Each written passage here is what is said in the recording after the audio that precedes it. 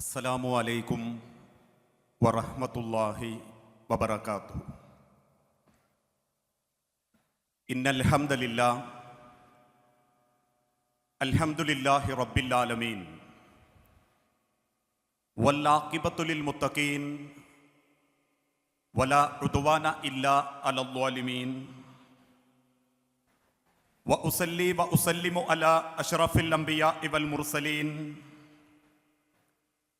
നബിയിന മുഹമ്മദിൻ വഅലാ ആലിഹി വഅസ്ഹാബിഹിൽ ഫായിസീന ബിരിലല്ലാഹ്. അല്ലാഹുമ്മ സ്വല്ലി അലാ മുഹമ്മദിൻ വഅലാ ആലി മുഹമ്മദ് കമാ സ്വല്ലൈത അലാ ഇബ്രാഹീമ വഅലാ ആലി ഇബ്രാഹീം വബാരിക് അലാ മുഹമ്മദിൻ വഅലാ ആലി മുഹമ്മദ് കമാ ബാറക്ത അലാ ഇബ്രാഹീമ വഅലാ ആലി ഇബ്രാഹീം ഇന്നക ഹമീദും മജീദ്. അഊദു ബില്ലാഹി മിനശ് ശൈത്വാനിർ റജീം. ബിസ്മില്ലാഹിർ റഹ്മാനിർ റഹീം. യാ അയ്യുഹല്ലദീന ആമനു തഖുല്ലാഹ ഹഖ്ക തുഖാതിഹി വലാ തമൂതുന്ന ഇല്ലാ വഅൻതും മുസ്ലിമൂൻ. റബ്ബി ഇശ്റഹ് ലി സുദ്രി വയസ്സിർ ലി അംരി. വേദിയിലും സദസ്സിലുമിരിക്കുന്ന ബഹുമാന്യ വ്യക്തിത്വങ്ങളെ, സ്നേഹാദരണീയരായ രക്ഷിതാക്കളെ, സഹപ്രവർത്തകരെ, സംഘടനാ പ്രവർത്തകരെ, സഹോദരങ്ങളെ, സഹോദരിമാരെ, അല്ലാഹു സുബ്ഹാനഹു വ തആല ഒരുപാട് ഇഷ്ടപ്പെടുകയും അല്ലാഹുവിൻ്റെ സ്വർഗപ്രവേശനത്തിന് എളുപ്പമാക്കാൻ സഹായിക്കുന്ന അറിവിൻ്റെ, ഇൽമിൻ്റെ ഒരു സദസ്സിലാണ് നമ്മളെല്ലാവരും സമ്മേളിച്ചിട്ടുള്ളത്. ഞാൻ എൻ്റെ പ്രസംഗത്തിലേക്ക് പ്രവേശിക്കുന്നതിൻ്റെ മുൻപ് ഇക്കഴിഞ്ഞ ദിവസങ്ങളിൽ കേരളത്തിലുണ്ടായ ഒന്ന് രണ്ട് വിഷയങ്ങളെക്കുറിച്ച് നിങ്ങളുടെ ശ്രദ്ധയിൽപ്പെടുത്താൻ ആഗ്രഹിക്കുകയാണ്. സമയത്തിൻ്റെ പരിമിതിയുണ്ട്. ഒരു സുദീർഘമായ പ്രഭാഷണത്തിൻ്റെ സമയമല്ല എന്ന പൂർണ്ണ ബോധ്യത്തോടുകൂടി ആ ഒരു വിഷയം ഞാൻ അധ്യാപനം നടത്തുന്ന കോഴിക്കോട് സിറ്റിയിലെ MM സ്കൂളിൻ്റെ തൊട്ടടുത്താണ് കാലിക്കറ്റ് ബീച്ച്. 2 ദിവസങ്ങൾക്ക് മുൻപ് നട്ടുച്ച നേരത്ത് ഒരു കൈക്കുഞ്ഞുമായി 26 വയസ്സ് തോന്നിപ്പിക്കുന്ന ഒരു പെൺകുട്ടി ആ പൊരി വെയിലത്ത് ആ ബീച്ചിന്റെ അരികിലുള്ള കലുങ്കിൽ ഇരിക്കാൻ തുടങ്ങി. ആ പ്രദേശത്തുള്ള പലരും ആ പെൺകുട്ടിയെ ശ്രദ്ധിക്കുന്നുണ്ട്. അവൾ ഒറ്റക്കെന്തൊക്കെയോ പിച്ചും പേയും പറയുന്നത് പോലെ സംസാരിക്കുന്നുണ്ട്. ഇടക്കിടക്ക് നിറഞ്ഞു തൂവുന്ന കണ്ണു തുടച്ചുകൊണ്ട് ആകാശത്തേക്ക് നോക്കി ഒരു കുറ്റബോധം പോലെ സ്വയം എന്തോ പറയുന്നുണ്ട്. ഈ ഒരു അവസ്ഥയൊക്കെ കാണുന്ന നാട്ടുകാർക്കറിയാം ഇതെന്തോ ജീവിതം അവസാനിപ്പിക്കാനോ മറ്റെന്തോ കാരണവുമായി വന്നിരിക്കുന്ന പെൺകുട്ടിയാണ് എന്ന്. ആ നാട്ടുകാർ നോക്കി നിൽക്കെ ഈ പൈതലിനെയും കയ്യിൽ പിടിച്ച് ആ 26 വയസ്സുള്ള പെൺകുട്ടി ആർത്തലച്ചു വരുന്നൊരു തിരമാല കണ്ട് ആ തിരമാലയിലേക്ക് ഓടി കടലിന്റെ ഉള്ളിലേക്ക് ഓടിച്ചെന്ന് ആ കടലിന്റെ വെള്ളത്തിലേക്ക് വീണു. നാട്ടുകാരോടിക്കൂടി ആ പെൺകുട്ടിയെയും കുഞ്ഞിനെയും രക്ഷപ്പെടുത്തി. ആ പെൺകുട്ടിയോട് അതിൻ്റെ തൊട്ടടുത്തുള്ള പള്ളിയുടെ മുൻഭാഗത്ത് സ്ത്രീകളെ വിളിച്ചു വരുത്തി വസ്ത്രങ്ങളൊക്കെ ഒന്ന് മാറി ആ കുഞ്ഞിനെയൊക്കെ ഒന്ന് ഭംഗിയായി കുളിപ്പിച്ച് അപ്പോഴേക്കും പോലീസും എത്തി. പോലീസുകാർ ആ പെൺകുട്ടിയെ ചോദ്യം ചെയ്യുന്നതിനിടയിൽ സൂചിപ്പിച്ചു, മകളെ, നിന്റെ വീട്ടുകാരോട് വിവരമറിയിക്കാം. വീട്ടുകാരെവിടെ? നിന്റെ വാപ്പയെവിടെ? നിന്റെ ഭർത്താവ് എവിടെ? ആ പെൺകുട്ടി കണ്ണുനീരോടെ തിരിച്ചു പറഞ്ഞു, എന്റെ ഭർത്താവിന് എന്നെ വേണ്ട പോലും, അയാൾക്കിപ്പോ എന്നെ കണ്ണു പിടിക്കുന്നില്ല, എന്തേലും സമ്പത്തില്ല, അതുകൊണ്ട് തന്നെ അദ്ദേഹം എന്നെ ഉപേക്ഷിച്ച മട്ടാണ്. ഉടനെ പോലീസുകാരൻ SI ചോദിച്ചു, എങ്കിൽ മകളെ നിന്റെ ഉപ്പാനെ വിവരം അറിയിക്കാം, അല്ലെങ്കിൽ ഉമ്മായ വിവരം അറിയിക്കാം, നിന്റെ ആങ്ങളമാരോ അനിയത്തിമാരോ ജ്യേഷ്ഠത്തിമാരോ ആരുണ്ടെങ്കിലും നിന്റെ വീട്ടിലെ ഫോൺ നമ്പർ തന്നാൽ മതി എന്ന് പറയുമ്പോ നെഞ്ചു പൊട്ടിക്കരഞ്ഞ പെൺകുട്ടി തിരിച്ചു പറഞ്ഞു, അവരെയൊക്കെ ഞാൻ ഉപേക്ഷിച്ചതാ, എനിക്കാരുമില്ല. എന്റെ 22ാമത്തെ വയസ്സിൽ എന്നെ പഠിപ്പിച്ചിരുന്ന എന്റെ മാതാപിതാക്കളെ ധിക്കരിച്ചുകൊണ്ട്, എന്നെ ഏറെ സ്നേഹിച്ചിരുന്ന എന്റെ കുടുംബക്കാരുടെ മുഖത്ത് കരിവാരി തേച്ചുകൊണ്ട് എന്റെ കൂടെ പഠിച്ചൊരു ചെറുപ്പക്കാരന്റെ കൂടെ ഇറങ്ങിപ്പോന്നവളാണ് ഞാൻ. എന്റെ വാപ്പയെ നിങ്ങൾ വിളിച്ചിട്ട് കാര്യമല്ല, എന്റെ കുടുംബക്കാരെന്നെ ഉപേക്ഷിച്ച മട്ടാണ്. ഞാൻ അവരെ ഉപേക്ഷിച്ചതിന്റെ കാരണത്താൽ അവരെന്നെയും ഉപേക്ഷിച്ചിട്ടുണ്ട്. ഇതൊരു ഒറ്റപ്പെട്ട സംഭവങ്ങളല്ല. ഇന്ന് സമൂഹത്തിൽ ഒരുപാട് കുടുംബങ്ങൾ ഉണ്ടായിട്ടും ആരുമില്ലാതെ ജീവിക്കുന്ന, ഒരുപാട് രക്തബന്ധങ്ങൾ ഉണ്ടായിട്ടും ആരുമില്ലാത്തവരെ പോലെ ജീവിക്കുന്ന നൂറുകണക്കിന് മുസ്ലിം അമുസ്ലിം കുടുംബങ്ങൾ ഇന്ന് നമ്മൾക്കിടയിലുണ്ട്. അതോടൊപ്പം തന്നെ ഏതാനും ചില ദിവസങ്ങൾക്ക് മുൻപ് കേരളത്തിലെ പ്രസിദ്ധനായ ഒരു നടൻ വാർദ്ധക്യ സഹജമായ അസുഖം ബാധിച്ച് വൃദ്ധസദനത്തിൽ മരണപ്പെട്ടു. അദ്ദേഹത്തിന്റെ ആയുസ്സുള്ള ആരോഗ്യകാലത്ത് അദ്ദേഹം ഒരു വലിയ നടനായിരുന്നു. ലക്ഷങ്ങൾ പ്രതിഫലം വാങ്ങി രാജകീയ ജീവിതം ജീവിച്ചിരുന്നൊരു നടൻ. മരണപ്പെട്ട അദ്ദേഹത്തിന്റെ ശവസംസ്കാരത്തിനു വേണ്ടി വൃദ്ധസദനത്തിൽ നിന്നും ആശുപത്രിയിൽ നിന്നും ആ ബോഡി ഏറ്റെടുക്കാൻ ആരും വരാതായി. പലരും ആ നടന്റെ കുടുംബവുമായി ബന്ധപ്പെട്ടു, ആർക്കും താല്പര്യമില്ല.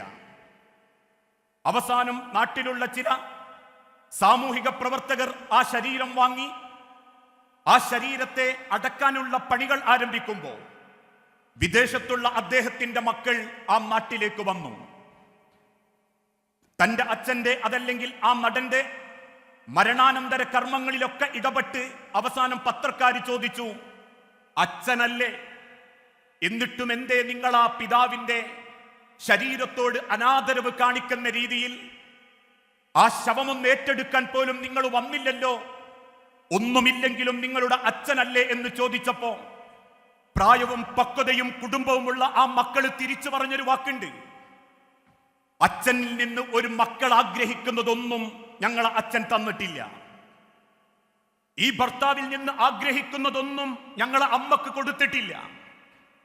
പണമുള്ള കാലത്ത് കെട്ടയിച്ചിട്ട ബലൂണിനെ പോലെ ആർത്തുല്ലസിച്ച് ജീവിതം ആസ്വദിച്ച് തീർത്ത ഒരച്ഛനോട് ഞങ്ങൾക്കുള്ള പ്രതിഷേധമായിരുന്നു, അച്ഛനുണ്ടായിട്ടും അച്ഛനില്ലാത്തവരെ പോലെ ജീവിക്കേണ്ടി വന്ന ഒരു മക്കളുടെ പ്രതിഷേധമായിരുന്നു ഞങ്ങൾ പ്രകടിപ്പിച്ചത് എന്ന് പറയുന്നുണ്ടെങ്കിൽ, ഇതുപോലെ പലരും ഉണ്ടായിട്ടും ഒരുപാട് രക്തബന്ധങ്ങൾ ഉണ്ടായിട്ടും ആരുമില്ലാത്തവരെ പോലെ ജീവിക്കുന്ന ഒരുപാട് കുടുംബങ്ങൾ ഇന്ന് നമ്മുടെ കൂട്ടത്തിലുണ്ട്. അത്തരക്കാരോട് വിശുദ്ധ ഖുർആനിന്റെ വെളിച്ചത്തിൽ അള്ളാഹു ഓർമ്മപ്പെടുത്തുന്ന ഒരു വാക്ക്, വത്തഖുല്ലാഹല്ലദീ തസാഅലൂന ബിഹി വല്ലർഹാം. പ്രിയപ്പെട്ടവരെ, നമ്മളുടെ നമസ്കാരം റബ്ബിന്റെ അരികിൽ എത്രത്തോളം സ്വീകരിക്കപ്പെടണമോ, നമ്മുടെ ഇബാദത്തുകൾ, നമ്മൾ ചെയ്യുന്ന വിശുദ്ധ ഖുർആനിന്റെ പാരായണം, നമ്മൾ ചെയ്യുന്ന പരിശുദ്ധ ഖുർആനിന്റെ ദിക്റുകൾ, അള്ളാഹുവിന്റെ കഅബാലയത്തെ തവാഫ് ചെയ്ത് നേടിയെടുത്ത ആത്മവിശുദ്ധി, ഇതൊക്കെ റബ്ബിന്റെ അരികിൽ സ്വീകരിക്കണമെങ്കിൽ വത്തഖുല്ലാഹ്, നിങ്ങൾ അള്ളാഹുവിനെ സൂക്ഷിക്കുന്ന പരലോക ബോധത്തോടൊപ്പം വൽ അർഹാം, നിങ്ങളെ കുടുംബത്തെയും നിങ്ങൾ കാത്തു സൂക്ഷിക്കേണ്ടതുണ്ട്.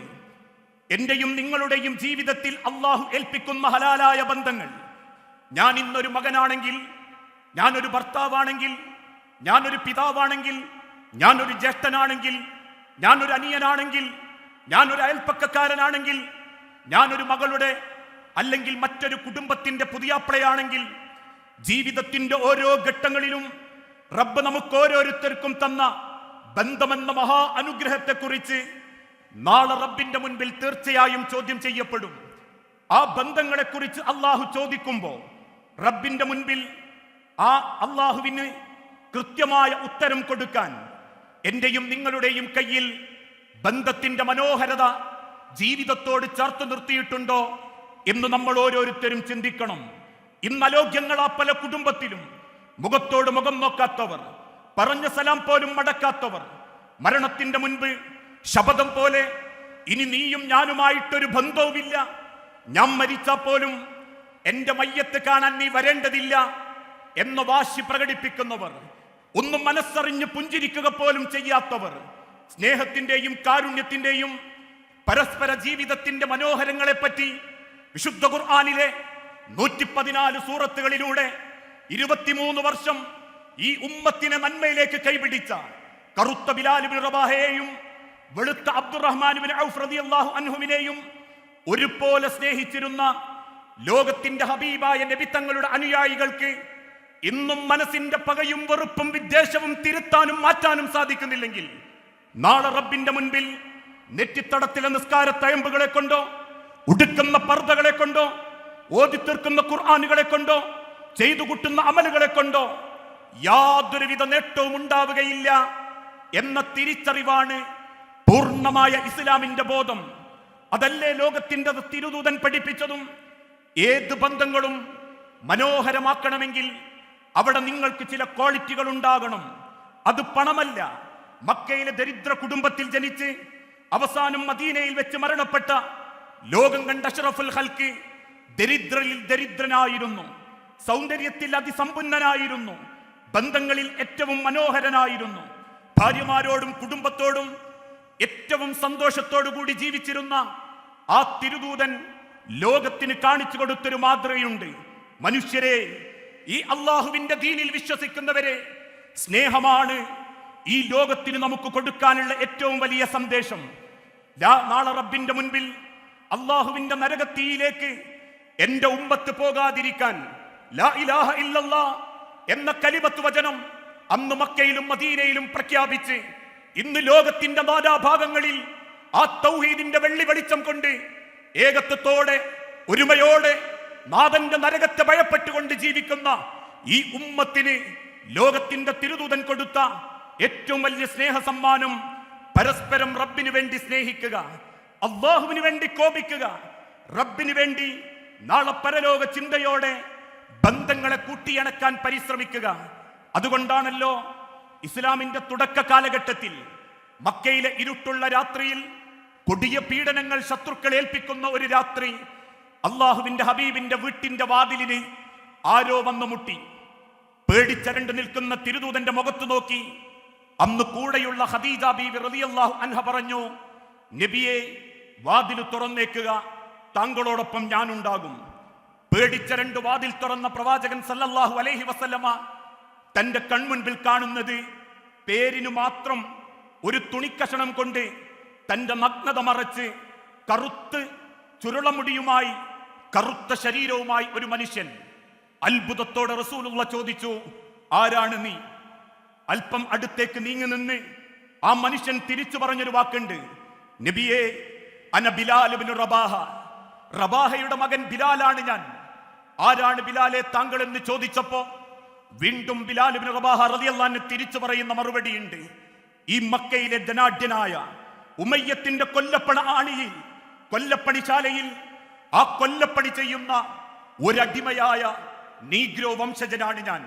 ഉക്കാള ചന്തയിൽ നിന്ന് തുച്ഛമായ വിലക്ക് യജമാനൻ വാങ്ങിക്കൊണ്ടുവന്ന ഒരടിമ മാത്രമാണ് നബിയെ ഞാൻ.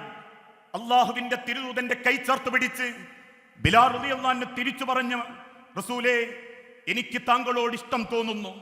എല്ലാവരെയും ഒരുപോലെ സ്നേഹിക്കുന്ന, എല്ലാവരെയും ചേർത്ത് പിടിക്കുന്ന, റബ്ബിനു വേണ്ടി പരസ്പരം ഇഷ്ടപ്പെടുന്ന, റബ്ബിനു വേണ്ടി അള്ളാഹുവിന്റെ പരലോക രക്ഷയ്ക്ക് വേണ്ടി പരസ്പരം പ്രണയിക്കുന്ന അങ്ങയോട് എനിക്ക് വല്ലാതെ താല്പര്യം തോന്നുന്നു നബിയെ.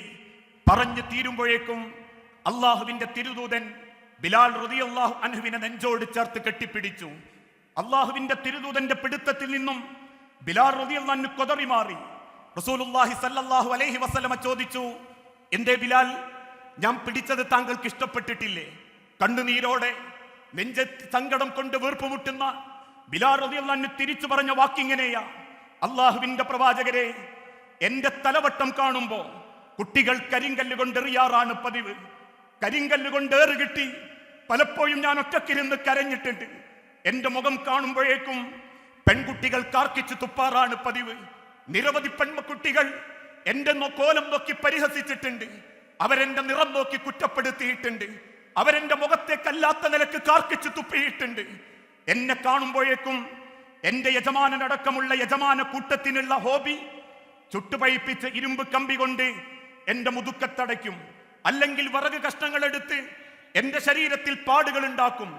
എന്റെ ശരീരത്തിന്റെ പാടുകളും വേദന കൊണ്ട് പൊളയുന്ന എന്റെ പൊളച്ചിലും കണ്ട് ആർത്തിച്ചിരിക്കുന്ന എന്റെ യജമാനന്റെയും നാട്ടുകാർക്കുമിടയിൽ എന്നോട് നെഞ്ചോട് ചേർത്ത് പിടിച്ചപ്പോ എന്റെ ഉമ്മയല്ലാത്തൊരാളും എന്നെ അങ്ങനെ കെട്ടിപ്പിടിച്ചിട്ടില്ല നബിയെ. ആ പിടുത്തം എന്റെ ഉമ്മാനെ എനിക്ക് ഓർമ്മയുണ്ടാക്കുന്നു.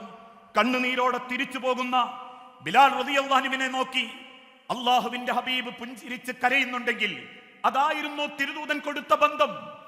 ജാതീയതയോ മതമോ അതല്ലെങ്കിൽ മറ്റേതെങ്കിലും തരത്തിലുള്ള നിറമോ കുടുംബത്തിന്റെ പാരമ്പര്യത്തിന്റെ വലുപ്പമോ തറവാടിന്റെ പോരിശയോ സ്നേഹ അല്ലെങ്കിൽ പണത്തിന്റെ വലുപ്പമോ നോക്കാത്ത സ്നേഹം. ആ സ്നേഹം കൊടുക്കാനാ എക്കാലഘട്ടത്തിലും അള്ളാഹുവിന്റെ ഹബീബ നബി തങ്ങൾ പഠിപ്പിച്ചത്. ഒരു മനുഷ്യന്റെ ഏറ്റവും വലിയ സ്വഭാവത്തിന്റെ ഗുണം അവൻ മറ്റൊരാളെ റബ്ബിന് വേണ്ടി സ്നേഹിക്കുക എന്നുള്ളതാ. അതുകൊണ്ടല്ലേ ഒരു മുസ്ലിം മറ്റൊരു മുസ്ലിമിനെ രക്ഷപ്പെടുത്തേണ്ടത് സ്വന്തം നാവിനെ കൊണ്ടായിരിക്കണം. പറയുന്ന വാക്കുകൾ ബന്ധങ്ങൾ മുറിച്ചു കളയുന്നു. ആരോപണങ്ങൾ, കുത്തുവാക്കുകൾ, പരദൂഷണങ്ങൾ, നിർമ്മിക്കപ്പെടുന്ന ഊഹാപോഹങ്ങൾ ആളുകൾക്ക് ബന്ധങ്ങൾക്കിടയിൽ വേർതിരിവുകൾ ഉണ്ടാക്കുന്നു. അമിതമായ ദേഷ്യം, എന്തിനോ വേണ്ടിയുള്ള വാശി, ആരോടോയുള്ള വെറുപ്പ് മനുഷ്യന്റെ നാവുകളെ കൊണ്ടും പെരുമാറ്റങ്ങളെ കൊണ്ടും ബന്ധങ്ങൾ അകറ്റാൻ തുടങ്ങിയിരിക്കുന്നു. അള്ളാഹുവിന്റെ ഹബീബിന്റെ അരികിൽ വന്ന് അള്ളാഹുവിന്റെ റസൂലിനോട് ഒരു സ്വഹാബത്ത് ചോദിച്ചു, നബിയെ ഔസീനി ബിൽ ജന്ന, എനിക്ക് സ്വർഗത്തിൽ പോണം, എന്നെ ഒന്ന് ഉപദേശിക്കണം. തിരുദൂതൻ തിരിച്ചു പറഞ്ഞ മറുപടി, ലാ തഗ്ലബ്, നീ കോപിക്കരുത്, സ്നേഹിക്കാനുള്ള മനസ്സുണ്ടാവണം. നിന്നെ ദ്രോഹിച്ചവരാണെങ്കിലും നിന്നോട് പക ചെയ്തവരാണെങ്കിലും നാഥനു വേണ്ടി നീ പൊറുക്കാനും ക്ഷമിക്കാനും തയ്യാറാവണം. എങ്കിൽ ഏത് ബന്ധങ്ങളും മനോഹരമാകും. വിശുദ്ധ ഖുർആനിലൂടെ അല്ലാഹു തആല തന്നെ ഓർമ്മപ്പെടുത്തി, വസാരിഉ വസാരിഉ ഇലാ മഗ്ഫിറത്തിൻ മിൻ റബ്ബിക്കും വജന്നത്തിൻ, ആകാശഭൂമികളെക്കാൾ വിശാലമായ സ്വർഗമെന്ന മഹാസൗഭാഗ്യത്തിന് വേണ്ടി, റബ്ബിന്റെ പാപമോചനത്തിന് വേണ്ടി നിങ്ങൾ ആഗ്രഹിക്കുന്നുണ്ടെങ്കിൽ, മത്സരിക്കുന്നുണ്ടെങ്കിൽ നിങ്ങൾക്കുണ്ടാവേണ്ട ചില ക്വാളിറ്റികളുണ്ട്. ഒന്നാമത്തെ ക്വാളിറ്റി വൽ ഖാലിമീന അൽ-ഗൈള, നിങ്ങൾ കോപം നിയന്ത്രിക്കണം, ബന്ധം മനോഹരമാക്കണം. വൽ ആഫീന അനിന്നാസ്, ജനങ്ങൾക്ക് വിട്ടുകൊടുക്കണം, അവരോട് നിങ്ങൾ വിട്ടുവീഴ്ച ചെയ്യണം. അതുകൊണ്ടല്ലേ മക്കം ഫതഹിന്റെ അന്ന് പിടിക്കപ്പെട്ട നൂറുകണക്കിന് ശത്രുക്കൾ കൺമുൻപിൽ നിൽക്കുമ്പോ അവർക്ക് മുൻപിലൂടെ നടന്നു നീങ്ങുന്ന അള്ളാഹുവിന്റെ തിരുദൂതൻ ഒരാളെ നോക്കി മാത്രമേ കണ്ണു നിറഞ്ഞിട്ടുള്ളൂ. സ്വന്തം എളാപ്പ ഹംസ റളിയല്ലാഹു അൻഹുവിനെ ചാട്ടുളി എറിഞ്ഞു കൊന്ന വഹ്ശിയുടെ മുൻപിലെത്തിയപ്പോ തിരുദൂതൻ ചോദിച്ചു, അൻത വഹ്ശി, നീയാണോ വഹ്ശി? അതെ, ഞാനാണ് വഹ്ശി. ആ വഹ്ശിയുടെ മുഖത്ത് നോക്കി പിന്നീട് കണ്ണു നിറഞ്ഞ് തിരിഞ്ഞു നടക്കുന്ന മനുഷ്യർക്ക് പൊറുക്കു കൊടുത്ത് വിട്ടുവീഴ്ച കൊടുത്ത് ആ സമുദായത്തെ നന്മയിലേക്ക് കാണിക്കുന്ന സ്നേഹത്തിന്റെ സന്ദേശം, ആ സന്ദേശമാണ് മുസ്ലിം സമൂഹത്തിന്റെ സന്ദേശമെങ്കിൽ, കുടുംബത്തിന്റെ സന്ദേശമെങ്കിൽ, അയൽവാസി പട്ടിണി കിടക്കുമ്പോ വയറ് നിറച്ച് ഭക്ഷിക്കരുത് എന്ന് പഠിപ്പിച്ചത് സ്നേഹം കൊണ്ടാണെങ്കിൽ, ഒരാളെ നിങ്ങൾ അന്യായമായി കൊന്നാൽ ലോകത്തുള്ള സർവ്വ മനുഷ്യരെയും കൊന്നവനെ പോലെയാണെന്ന് സ്നേഹത്തെ മുൻനിർത്തിയാണ് പഠിപ്പിച്ചതെങ്കിൽ, യാത്രക്കിടയിലെ ഉറുമ്പ് കൂട്ടങ്ങളോടും തള്ളപ്പക്ഷിയോടും കാരുണ്യം കാണിക്കണമെന്ന് പഠിപ്പിച്ചത് സ്നേഹത്തിന്റെ സന്ദേശമാണെങ്കിൽ, പ്രിയപ്പെട്ടവരെ, സ്നേഹമാണ് ബന്ധങ്ങളിൽ നമുക്ക് കൊടുക്കാനുള്ള ഇൻവെസ്റ്റ്മെന്റ്. ആ സ്നേഹം നമ്മൾ കൊടുത്തു തുടങ്ങുന്നോ എങ്കിൽ ഏത് ബന്ധങ്ങളും മനോഹരമാക്കാൻ സാധിക്കും. ആ തിരിച്ചറിവാണ് ലോകത്തിന്റെ തിരുദൂതൻ ഈ ഉമ്മത്തിന് കൊടുത്ത ഏറ്റവും വലിയ സന്ദേശം. ഇന്ന് ആ കാലഘട്ടത്തിലെ 1950കളിലും 60കളിലും മാപ്പിള കലാപവും കോളറയും പേരറിയാത്ത സുക്കേടുകളും കേരളത്തിന്റെ മണ്ണിനെ പിടിച്ചു കുലുക്കിയപ്പോ നിരവധി മാതാപിതാക്കൾ അപ്രതീക്ഷിതമായി മരണത്തിന് കീഴടങ്ങി. അന്ന് കേരളത്തിന്റെ മുക്കമൂലയിലെ മുസ്ലിം കുടുംബങ്ങൾ കേരളത്തിലെ മുസ്ലിം പ്രസ്ഥാനങ്ങളോട് ആവശ്യപ്പെട്ടു, ആ മക്കളെ സംരക്ഷിക്കാൻ യത്തീം ഖാനകൾ തുടങ്ങിക്കൂടെ എന്ന്. അൽഹംദുലില്ലാ, ആ കാലഘട്ടത്തിലെ ഉന്നതനായ മഹാദരന്മാർ, പണ്ഡിതന്മാർ കേരളത്തിൽ യത്തീംഖാനകൾ ആരംഭിച്ചു. തിരൂരങ്ങാടി മുതൽ എലാങ്കോട്ട് മുതൽ കേരളത്തിന്റെ ഓരോ ജില്ലകളിലും മുക്കുമൂലകളിലും യത്തീം മക്കളെ സംരക്ഷിച്ച് അവർക്കുന്നത വിദ്യാഭ്യാസവും ജീവിത സൗകര്യങ്ങളും നേടിക്കൊടുത്തു.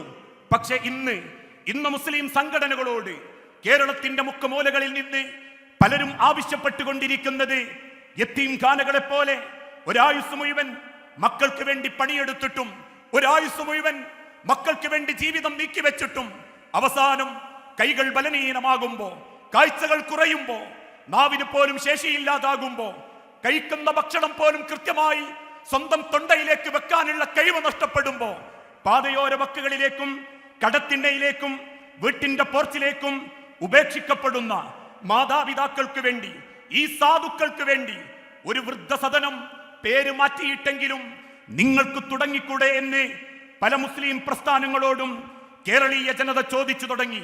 എന്തേ കാരണം? നമസ്കരിക്കുന്ന മക്കൾക്ക് മാതാപിതാക്കളെ പരിഗണിക്കാൻ പറ്റുന്നില്ല.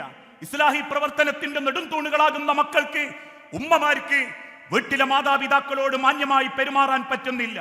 പാതയോര വക്കുകളിലും അല്ലെങ്കിൽ മറ്റേതെങ്കിലും പൂരപ്പറമ്പുകളിലും വാങ്ങുന്ന കളിപ്പാവകൾക്ക് പോലും 250 500 വിലയിടുമ്പോ ജീവനുള്ള മനസ്സുള്ള ഒരായുസ് മുഴുവൻ മക്കൾക്ക് വേണ്ടി ഹൃദയവും ഹൃദയത്തിന്റെ ചിന്തകളും ശരീരത്തിന്റെ ഞരമ്പുകളും ജീവിതത്തിന്റെ സർവവും നീക്കിവെച്ച മാതാപിതാക്കൾക്ക് 250 പോട്ടെ, ഒരു 25 രൂപയുടെ വില പോലും ഇന്ന് പല കുടുംബത്തിലും മക്കൾ കൊടുക്കുന്നില്ല. കവി പാടിയതുപോലെ തൊട്ടിലാട്ടുന്ന കൈകൾ തൊട്ട കാലം മറന്നുപോയി, തൊട്ടിലാട്ടിയിരുന്ന കൈകൾ തൊട്ട കാലം മറന്നുപോയി. അല്ലേ? ചിന്തിച്ചു നോക്കൂ. ഏതാനും ചില ദിവസങ്ങൾക്ക് മുൻപ് ഒരു മകൻ കണ്ണുനീരോടെ പറഞ്ഞൊരു വാക്കുണ്ട്. അവസാനമായി തന്റെ പിതാവിനെ ഐസിവിന്റെ ഉള്ളിൽ കയറി ചെന്ന് തന്റെ പിതാവിന്റെ കൈയൊന്ന് മുറുകെ പിടിച്ചപ്പോ തിരിച്ചു പിടിച്ച വാപ്പാന്റെ പിടുത്തം അവൻ കണ്ണുനീരോടെ പറയുന്നു, ഞാൻ അറിഞ്ഞു എന്റെ വാപ്പാന്റെ ശക്തി, ആയുസ്സുള്ള കാലത്തെന്റെ പിതാവിന്റെ കൈയിന്റെ ശക്തി ആ മരിക്കുന്ന സെക്കൻഡിൽ എന്റെ പിതാവിന്റെ കൈയിലൂടെ ഞാൻ അറിഞ്ഞു. വല്ലാത്തൊരു ശക്തി, വല്ലാത്തൊരു മാർദ്ദവം, വല്ലാത്തൊരു ആ ജീവിതത്തിലേക്ക് ആ കൈയുടെ ഫലം ഞാൻ അറിഞ്ഞു. എന്റെ പിതാവിനെ ഒന്ന് കൈയറിഞ്ഞു തൊടാൻ അദ്ദേഹത്തിന്റെ അവസാന നിമിഷം വേണ്ടി വന്നെങ്കിൽ, പ്രിയപ്പെട്ടവരെ, ഓരോ കൈകളും തൊട്ട കാലം നമ്മൾ മറന്നിട്ടുണ്ട്. ഉണ്ടോ? സ്വന്തം വീട്ടിലിരിക്കുന്ന വാപ്പാന്റെ കൈയൊന്ന് പിടിച്ചാൽ 1000 സുക്കേടുകൾക്ക് ഗുളികകൾക്കുള്ള മരുന്നാണ് സ്നേഹമെന്ന പരിചരണം. ചേർത്തു പിടിക്കൽ, ചേർത്തു നിർത്തൽ, അത് ഉമ്മയായാലും വാപ്പയായാലും നെഞ്ചിന്റെ ഉള്ളിൽ നിന്നും അമർന്ന് മക്കളുടെ സിരകളിലേക്ക് എത്തിക്കൊടുത്ത് മക്കളുടെ വളർച്ച കണ്ട് സന്തോഷിച്ചിരുന്ന പെൺമക്കൾ, സാധു ഉമ്മമാർ. ഇന്നത്തെ പല പെൺമക്കൾക്കും 1 or 2 പ്രസവത്തോടെ പ്രസവം മതി എന്ന് തീരുമാനിക്കുകയും പ്രസവിക്കലൊക്കെ വലിയ ബാധ്യതയാണെന്ന തിരിച്ചറിവോടുകൂടി നവലിബറൽ ചിന്തകളിലേക്ക് പെണ്ണ് പെണ്ണിനെയും ആണിനെയും കല്യാണം കഴിക്കലൊക്കെ കാലഹരണപ്പെട്ട ചിന്താഗതി, ലിവിങ് ടുഗദറുകൾ മതി, അല്ലെങ്കിൽ കമ്പയർ സ്റ്റഡി മതി, ഒരുമിച്ചൊരു ജീവിതം 6 മാസത്തേക്ക് മതി എന്ന് ചിന്തിക്കുന്ന ആധുനിക പെൺമക്കൾക്ക് മുൻപിൽ 5ഉം 8ഉം പ്രസവിച്ച് 10ഉം 12ഉം മക്കളെ നോക്കി കണക്കെഴുതി വെക്കാത്ത, ഒരു അളവ് പോലും ഇല്ലാത്ത ആയുസിന്റെ ജീവന്റെ ബലം കൊണ്ട് അവസാന സെക്കൻഡ് പോലും മക്കളെ എന്നാർത്ത് വിളിച്ച് മക്കൾക്ക് വേണ്ടി പ്രാണൻ വെടിഞ്ഞ് ജീവിച്ചിരുന്ന ഒരു ഉമ്മയെ, ഒരു വാപ്പയെ പരിഗണിക്കാൻ പറ്റുന്നില്ലെങ്കിൽ അള്ളാഹു ഒരിക്കലും പള്ളികളിൽ മാത്രമല്ല, അള്ളാഹു ഒരിക്കലും കഅബാലയത്തിങ്കൽ മാത്രമല്ല, അള്ളാഹു ഒരിക്കലും ഓതുന്ന തുറക്കുന്ന ഖുർആനിന്റെ ഉള്ളിൽ മാത്രമല്ല, അള്ളാഹു ഒരിക്കലും ആയിരങ്ങളുടെ നോട്ടുകളുടെ ദാനധർമ്മത്തിന്റെ ഉള്ളിലല്ല, അള്ളാഹു ഒരിക്കലും നമസ്കാരപ്പായയിലെ കൈനീട്ടി പ്രാർത്ഥിക്കുന്ന പായക്കടിയിലല്ല. അള്ളാഹു ഓർമ്മപ്പെടുത്തുന്ന ഒരു വാക്കുണ്ട്, റിളല്ലാഹി ഫീ റിളൽ വാലിദൈൻ. ഉമ്മന്റെ വാപ്പന്റെ തൃപ്തി, അവിടെ നിങ്ങൾക്ക് അള്ളാഹുവിനെ കാണാം. ഉമ്മയുടെ വാപ്പയുടെ കോപം, അവിടെ നിങ്ങൾക്ക് അള്ളാഹുവിനെ കാണാം. അതുകൊണ്ട് പ്രിയപ്പെട്ടവരെ, എന്റെ ജീവിതത്തിൽ എനിക്ക് അള്ളാഹു തന്ന അഡ്രസ്സാണ് എന്റെ മാതാപിതാക്കളെങ്കിൽ അവരെ നെഞ്ചോട് ചേർത്ത് പിടിച്ച് വേദനയറിയാതെ, വേദനയുടെ നീറലുകളില്ലാതെ, സങ്കടം കൊണ്ട് വീർപ്പുമുട്ടുന്ന നീറലിന്റെ സങ്കടങ്ങളില്ലാതെ അവരല്ലാഹുവിന്റെ അരികിലേക്ക് യാത്രയാക്കാൻ പറ്റുന്ന സ്നേഹത്തിന്റെ ഉടമകളായി മാറാൻ നമുക്ക് സാധിക്കേണ്ടതുണ്ട്. ഇതൊക്കെ പറയുമ്പോഴും ആളുകൾക്ക് തമാശയാ. ചിന്തിച്ചു നോക്കണം, ഈ ലോകത്ത് നിന്നും തിരിച്ചൊരു യാത്ര എനിക്കും നിങ്ങൾക്കും നിശ്ചയിക്കപ്പെട്ടിട്ടുണ്ട്. നാളെ നേരം വെളുക്കുന്ന സമയത്ത് ഈ കൂട്ടത്തിൽ എത്ര പേർ ചെമ്പക്കുത്ത് കുഴിച്ചു വെക്കപ്പെട്ട കബറിന്റെ അവകാശികൾ ഈ കൂട്ടത്തിൽ ഉണ്ടാവില്ലെന്ന് പറയാൻ? നന്മണ്ടയിലെ കാരക്കുന്നത്തെ മസ്ജിദിൽ കുഴിച്ചു വെക്കപ്പെട്ട കബറിൽ ഞാൻ ഉണ്ടാവില്ലെന്ന് പറയാൻ ഈ ഇരിക്കുന്നൊരു വാപ്പാർക്കും ഉമ്മാർക്കും മക്കൾക്കും സാധിക്കുകയില്ല. കാരണം വന്നിട്ടുണ്ടോ മടങ്ങിയേ മതിയാകൂ. കോടികൾ കയ്യിലുണ്ടോ മടങ്ങിയേ മതിയാകൂ. സൗന്ദര്യത്തിന്റെ അളവുകോല് ജീവിതത്തിലുണ്ടോ മടങ്ങിയേ മതിയാകൂ. ആഗ്രഹങ്ങളും സ്വപ്നങ്ങളും നെഞ്ചിന്റെ ഉള്ളിലുണ്ടോ മടങ്ങിയേ മതിയാകൂ. നബിയേ, അല്ലാഹു വിശുദ്ധ ഖുർആനിലൂടെ പഠിപ്പിച്ചിട്ടില്ലേ? മിൻ അയ്യു ഷൈഇൻ ഖലഖഹു മിൻ നുത്ഫത്തിൻ ഖലഖഹു ഫഖദ്ദറ സുമ്മ സബീല യസ്സറ സുമ്മ അമാതഹു ഫഅക്ബറ സുമ്മ ഇദാ ശാഅ അൻശറ. മരിക്കും. സുമ്മ അമാതഹു ഫഅക്ബറ. തീർച്ചയായും ഞാനും നിങ്ങളും മണ്ണിന്റെ അടിയിലേക്ക് പോകും. അതുകൊണ്ട് തന്നെ ആ മണ്ണിനടിയിൽ അല്ലാഹു നമ്മളെ കാത്തിരിക്കണം. ഓരോന്നും അളവ് നോക്കി വേർതിരിച്ച് നിശ്ചയിച്ച് അള്ളാഹുവിന്റെ കോടതിയിൽ ഉത്തരം പറയേണ്ടി വരും. ചിന്തിച്ചു നോക്കണേ, നാളെ പടച്ച റബ്ബിന്റെ കോടതിയിലേക്ക് ചെല്ലുന്നത് ഒരാളെ വേദനിപ്പിച്ചിട്ടാണെങ്കിൽ, ഒരാളെ മനസ്സ് സങ്കടപ്പെടുത്തിയിട്ടാണെങ്കിൽ, ഒരാളെ കരയിപ്പിച്ചിട്ടാണെങ്കിൽ, ഒരാളുടെ ജീവിതത്തിൽ പ്രശ്നങ്ങൾ ഉണ്ടാക്കിയിട്ടാണെങ്കിൽ, ആ മനുഷ്യന്റെ പൊരുത്തം കിട്ടാത്ത കാലത്തോളം മണ്ണിനടിയിൽ നമുക്ക് സമാധാനത്തോടെ ജീവിക്കാൻ സാധിക്കുകയില്ല. ആ പൊരുത്തം വാങ്ങേണ്ടത് ജീവിച്ചിരിക്കുന്ന കാലത്ത്, അല്ലാതെ മരിച്ച വാപ്പാന്റെ തലക്കും ഭാഗത്ത് മക്കളെ കൈമേൽ മൈക്ക് കൊടുത്തിട്ട് വാങ്ങേണ്ടതല്ല പൊരുത്തം.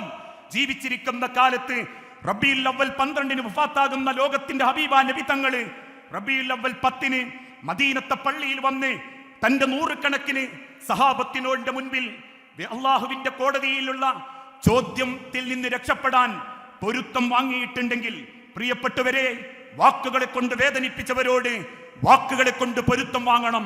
സംസാരങ്ങളിലൂടെ മനസ്സ് വേദനിപ്പിച്ചവരോട് സംസാരത്തിലൂടെ പൊരുത്തം വാങ്ങണം.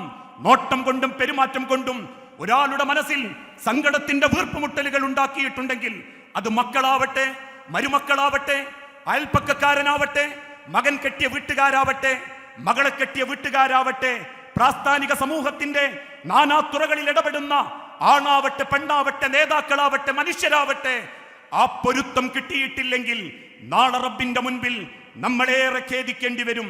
അതുകൊണ്ട് അള്ളാഹുവിന്റെ തിരുദൂതൻ മുസ്ലിം ഉമ്മത്തിനെ പഠിപ്പിച്ചതും അക്മലുൽ ഈമാൻ. എന്താ ഈമാനിന്റെ പൂർത്തീകരണം? അത് നമ്മൾ ധരിക്കുന്ന വെള്ള വസ്ത്രത്തിന്റെ പവിത്രതയല്ല, അല്ലെങ്കിൽ വേഷം കെട്ടുന്ന ഇസ്ലാമിക ചിഹ്നങ്ങളുടെ പവിത്രത മാത്രമല്ല. അക്മലുൽ ഈമാൻ, ഈമാനിന്റെ പൂർത്തീകരണം എന്ന് പറഞ്ഞാൽ അഹ്സനുക്കും ഖുലുക, സ്വഭാവം നന്നാക്കണം. സ്വഭാവം നന്നാക്കണം. എന്റെ സ്വഭാവം കൊണ്ട് ഒരാൾ പോലും സങ്കടപ്പെട്ടിട്ടില്ല എന്നുറപ്പ് വരുത്താൻ പറ്റണം. അതിൽ പ്രധാനി എന്റെ മാതാപിതാക്കളാ, അതിൽ പ്രധാനി എന്റെ ഭാര്യയും മക്കളുമാ, അതിൽ പ്രധാനി എന്റെ സമൂഹമാ, അതിൽ പ്രധാനി ഞാനുമായിട്ട് ഇടപെടുന്നവരാ. അതുകൊണ്ട് ആ മുത്തുനബി പഠിപ്പിച്ചതും നിങ്ങൾക്ക് കേൾക്കണോ? അള്ളാഹുവിന്റെ അരികിൽ സ്വതക്കയായി റബ്ബ് നിശ്ചയിച്ച ഏറ്റവും ചെറിയൊരു കാര്യം നിങ്ങളൊന്ന് മുഖത്തേക്ക് മുഖം നോക്കി പുഞ്ചിരിക്കുക എന്നുള്ളതാ. പുഞ്ചിരിക്ക് പോലും സ്വതക്കയുടെ കൂലിയുണ്ടെന്ന് ലോകത്തെ പഠിപ്പിച്ച ആചാര്യൻ ത്വഹ മുഹമ്മദ് മുസ്തഫ റസൂലുള്ളാന്റെ അനുയായികൾക്ക് ഇന്നും പകയും വെറുപ്പും വിദ്വേഷവും അഹന്തയും അഹങ്കാരവും മനസ്സിൽ കൊണ്ടു നടക്കാനാണ് താല്പര്യമെങ്കിൽ, നാളെ റബ്ബിന്റെ മുൻപിൽ ഈ നമസ്കാരം ചോദ്യം ചെയ്യപ്പെടും, നമ്മളെ ഹജ്ജ് ചോദ്യം ചെയ്യപ്പെടും, നമ്മളെ ഇബാദത്തുകൾ ചോദ്യം ചെയ്യപ്പെടും.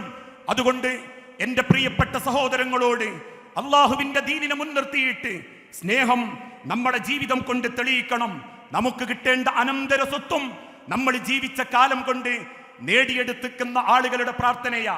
നാളെ നന്മണ്ട പള്ളിയിൽ, കാരക്കുന്നത്തെ ചെമ്പക്കുത്ത പള്ളിയിൽ അള്ളാഹുവിന്റെ മണ്ണിലേക്ക് എന്നെ ഇറക്കി വെക്കുമ്പോ എന്റെ മയ്യത്ത് നമസ്കരിക്കാൻ ഇക്കൂട്ടത്തിൽ ഒരാൾക്കും വരാൻ പറ്റിയിട്ടില്ലെങ്കിലും, നമ്മളുടെ മയ്യത്ത് കബറിലേക്ക് ഇറക്കി വെക്കുമ്പം ആർക്കും ആ മയ്യത്ത് നമസ്കരിക്കാൻ നമ്മളെ പള്ളിയിലേക്ക് വരാൻ പറ്റിയിട്ടില്ലെങ്കിലും, മരണവാർത്ത കേൾക്കുമ്പോ ഒന്ന് മനസ്സറിഞ്ഞിട്ടൊരാൾക്ക് പറയാൻ പറ്റണം, നല്ല മനുഷ്യനായിരുന്നു റബ്ബേ, എപ്പ കണ്ടാലും ചിരിക്കും, എപ്പ കണ്ടാലും സ്നേഹം കാണിക്കും, എപ്പ കണ്ടാലും നല്ല നിലക്ക് ജീവിതത്തിലേക്ക് ഇടപെടും. അയാളായിരുന്നു ആ കുടുംബത്തിന്റെ ഒരു ഭംഗി.